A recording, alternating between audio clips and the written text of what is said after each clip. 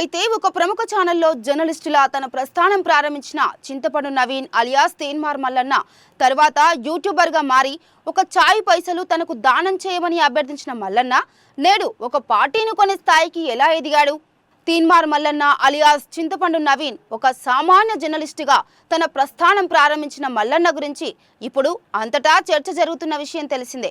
తీన్మార్ మల్లన్న ఇటీవల జరిగిన బీసీ సమావేశంలో ఆయనే తమ వద్ద పార్టీని కొనుగోలు చేసి పైసలున్నాయని ప్రకటించాడంటే ఎంత మొత్తంగా సంపాదించాడో ఇట్టే అర్థమవుతుంది. మాతార పైసలు లేవంటారు నాయన, అడ్డగోలుకున్నాయి మాతార పైసలు.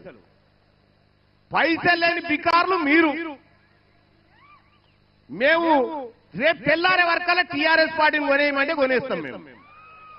ఒకప్పుడు తన యూట్యూబ్ ఛానల్ ద్వారా 10 రూపాయలు అడిగిన మల్లన్న హైదరాబాద్ నుండి వరంగల్కు హెలికాప్టర్లో ఒక సభకు వెళ్లాడంటే 10 రూపాయలు అడుక్కునే రోజు నుండి హెలికాప్టర్లో తిరిగే రోజు వచ్చిందంటే అంత డబ్బు ఎలా వచ్చింది అని పలువురు ప్రశ్నిస్తున్నారు. ఒక చాయ్ పైసలన్నా, మీరు ఒక పూట చాయ్ తాగుతారు చూసినారన్న, ఆ చాయ్కి పెట్టే 10 రూపాయలు నాకు దానం చేయండి అన్న.